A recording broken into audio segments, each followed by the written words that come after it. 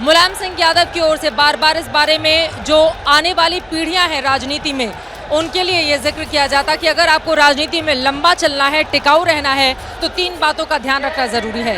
3 शब्दों का इस्तेमाल वो करते थे, पर्चा, चर्चा और खर्चा। पर्चा यानी कि प्रचार, खर्चा यानी कि संसाधन, और चर्चा यानी कि आप लगातार बने रहें, लोगों के बीच में रहें, आम जनमानस से जुड़े रहें, और इसके जरिए आगे बढ़ेंगे, तभी राजनीति में आप लंबे वक्त तक के लिए टिक पाएंगे। ऐसे थे मुलायम सिंह यादव। आशीष मेरे सहयोगी लगातार जुड़े हुए हैं, वरिष्ठ पत्रकार दिबांग भी हमारे साथ जुड़े हुए हैं।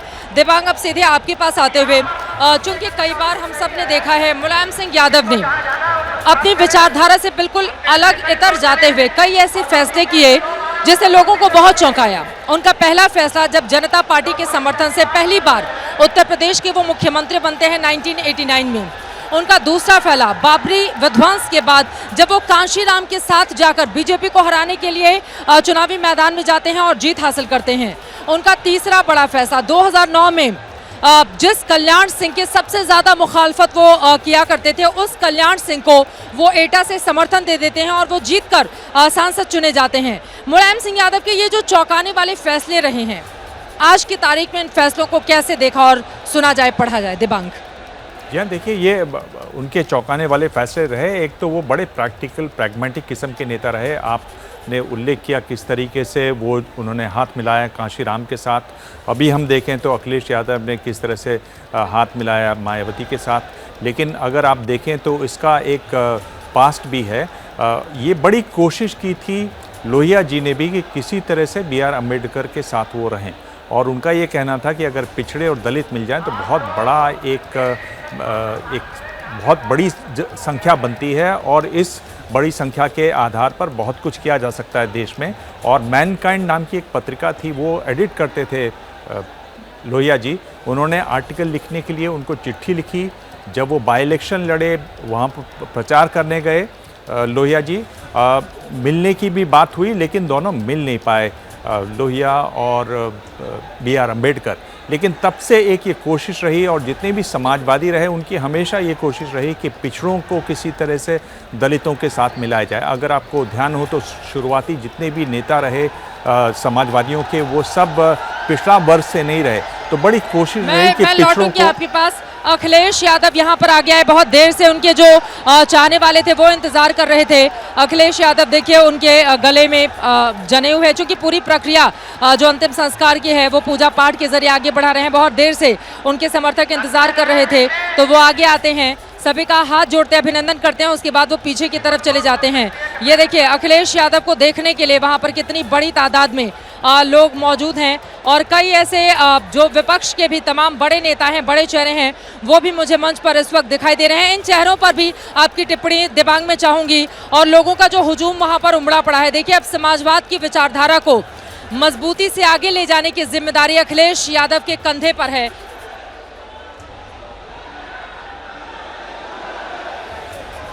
पूरी वो भूमिका को निभा रहे हैं, बेटे की भूमिका को निभा रहे हैं अखिलेश यादव।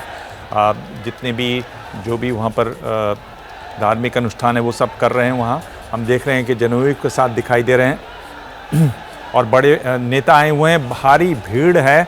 आप किस तरह से वो वहाँ कर पा रही हैं, ये भी एक आश्चर्य की बात है, क्योंकि मैंने इनकी रैली देखी हुई है। बड़े लोग बहुत जोश में रहते हैं, भीड़ में रहते हैं, और एक नया प्रचलन हो गया है आज।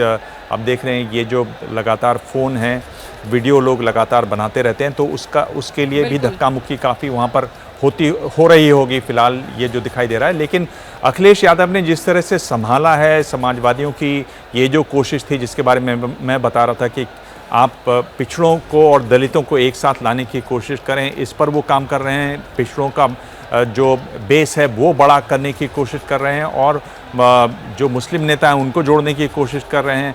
ऊंची जाति और दूसरी जातियों के जो नेता हैं उनको भी जोड़ने की कोशिश कर रहे हैं। तो एक ये कोशिश हम देख रहे हैं, और ये कोशिश हम उत्तर प्रदेश और बिहार दोनों जगह देख रहे हैं। लेकिन क्योंकि ये दो बड़े राज्य हैं उत्तर भारत के, जहां समाजवादी नेताओं ने अलग अलग तरीके से काम किया। कर्पूरी ठाकुर जी वहाँ पर काम किया करते थे।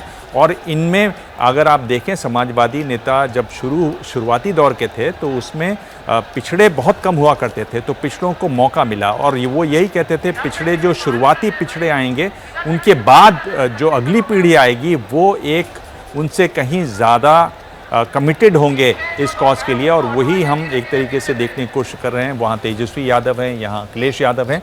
तो एक बड़ा परिवर्तन के दौर से अगर आप ये देखें, ये जो आंदोलन जो शुरू हुआ था लोहिया जी से, फिर लालू यादव, मुलायम सिंह यादव के रास्ते वो अब पहुंच रहा है तेजस्वी यादव और अखिलेश यादव। तो बड़ी निगाहें हैं इन पर, बड़ी उम्मीदें हैं कि किस तरीके से ये उसको और रिफाइन करें, उसमें जो भी खामियां हैं उनको दूर करें और एक नई सोच के साथ, एक नई ऊर्जा के साथ काम करें। तो हम यहाँ देख रहे हैं अखिलेश यादव इसलिए जुटे हुए हैं।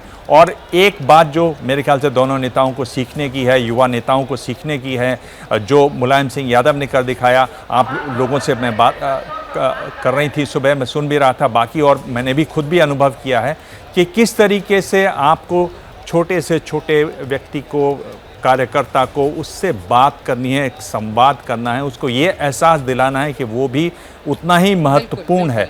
और ये जो जब आप ये कला सीख जाते हैं, जब आपके अंदर ये गुण आ जाता है, तब आप इस तरह की भीड़ जुटा पाते हैं, तब लोग स्वतः चले आते हैं। आज ये बुलवाए हुए लोग नहीं हैं।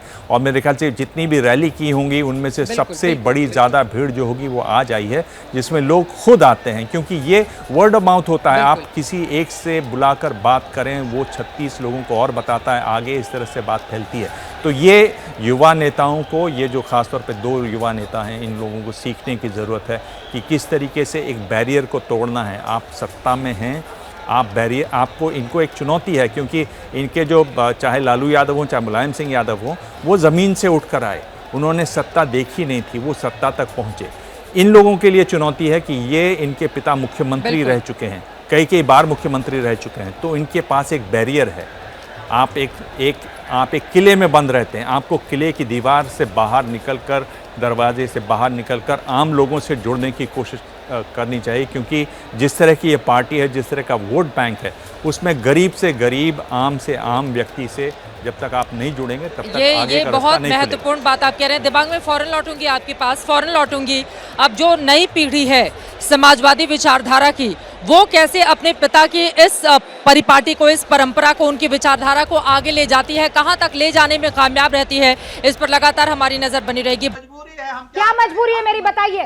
मैं अभी आपको बताती हूँ कि मैंने ओए होए होए होए, नमकीन के चटकारे लेते हुए टकटकी मार के डिबेट शो को पॉज रिपीट कर कर के देख रहे हैं जोगिंदर जी। इनकी तरह आप भी देखें अपनी फेवरेट डिबेट्स को रिपीट कर, और डाउनलोड कीजिए एबीपी लाइव ऐप अपने स्मार्ट टीवी पर।